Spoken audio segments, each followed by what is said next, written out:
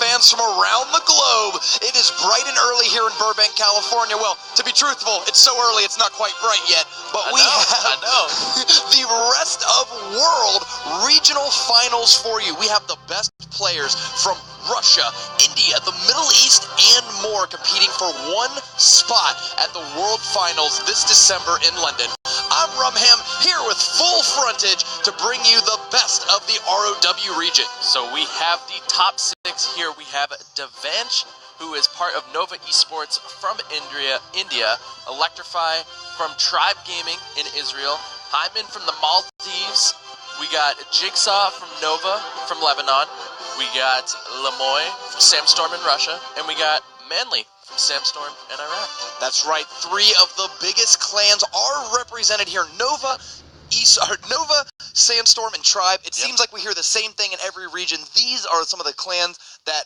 are the strongest in the known regions, right? You know, Europe, North America, Latin America. But here in rest of the world, they still have a presence. Now, this is the first Crown Championship season for the rest of world region. They did not have a spring season, so this is the first time these players are going to get to be seen on the world stage. And do not underestimate this region. Our first match for you is going to be Jigsaw and Hyman, and then we're going to have Manly and Lemoy after. But I want to tell you, if you haven't been watching this season, the regular season, the elimination weeks for rest of world, you have been missing out. These players are out of control. Some of the best players in the world reside in the rest of world region, and the deck diversity is crazy because you have, content creators in Russia creating up new decks, spreading them to the Russian region. You have Middle Eastern ones, you have Indian ones, all that, and then they all come together in rest of world, and so you see the craziest variance on popular archetypes here today.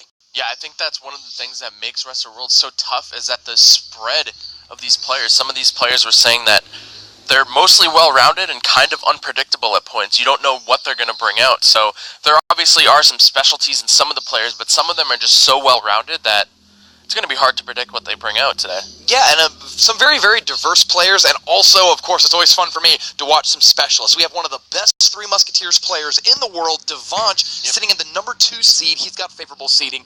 The number 1 seed, though, from Israel, Electrify, is one of the biggest content creators, one of the biggest pro players on YouTube in the world. He has had a really strong season. We're going to see him shortly. But first up, Sabadi Hyman from the Maldives against Jigsaw QT from Lebanon. Yeah, Jigsaw he finished 2nd place in Gamergy, and he played that pretty well, and he's been a well-known player in the community for quite some time. Part of Nova Esports, like we were saying earlier, so I'm excited to see what he's going to bring out today. He's predominantly known for Hog Rider, but he's very well-rounded player, like we were saying earlier. He is the most prolific Grand Challenge player amongst the field today. Nearly 500,000 cards won in Grand Challenges. And you're right, traveled all the way to Europe to play in Gamergy Masters, finished 2nd to North American competitor Colton W83, and that was his first live event. Strong performance in the live event. He would love to go to the World Finals in London. He's got to win today if he wants it.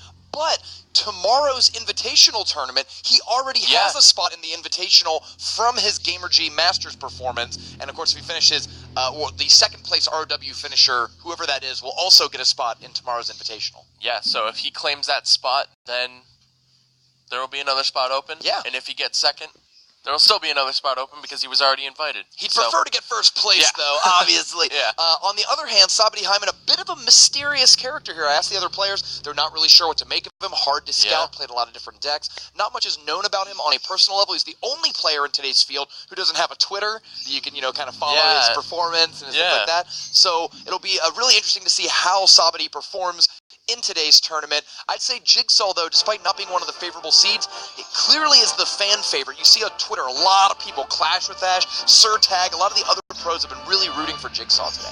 Yeah, so the bans are up on screen. We have Graveyard Ban from Hyman, and we have P.E.K.K.A. Ban from Jigsaw.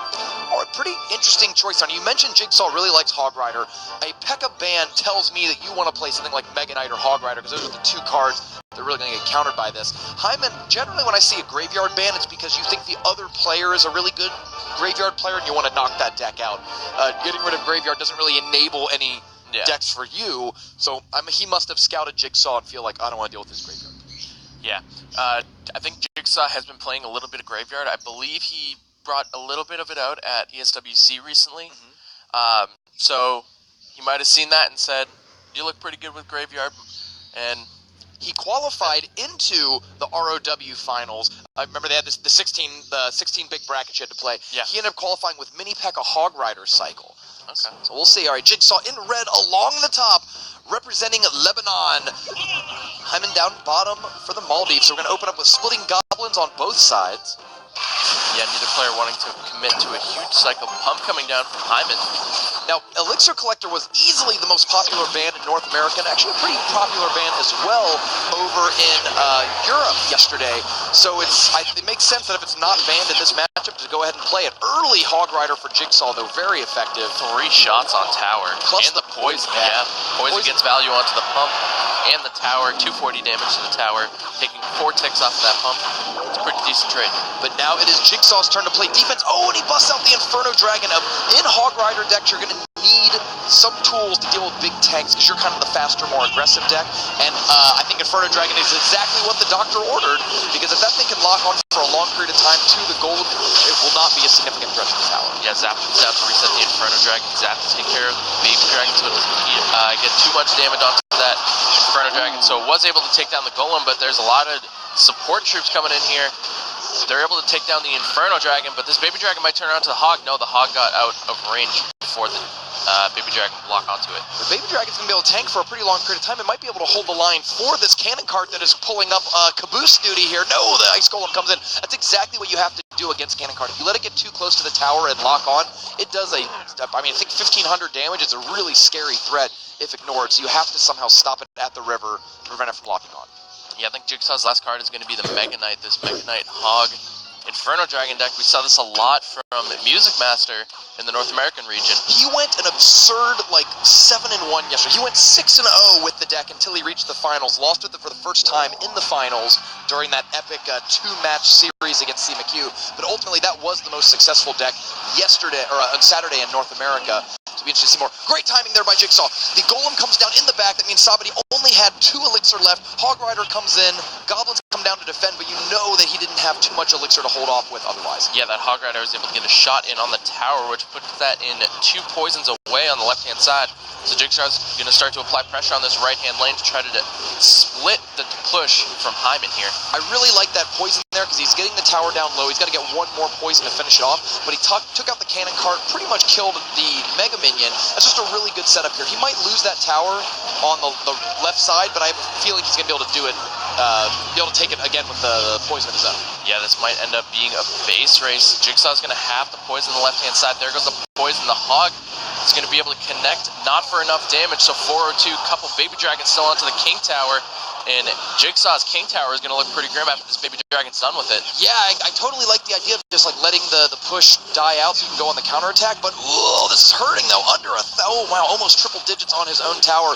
He only needs a poison and a Hog Rider hit to finish this game off, but he's got to watch out for his left side in the meantime. Yeah, the Zap actually retargeted the tower. The Mega Knight might be able to get a jump. The poison comes down, but the Hog is pulled by the Elixir Collector. Is the Hog going to get a shot? It does. Jigsaw takes the first game. Going up 1-0 in this match against Sabadi. That was a great game. A lot of back and forth play there. Yeah. I think the really key interaction is that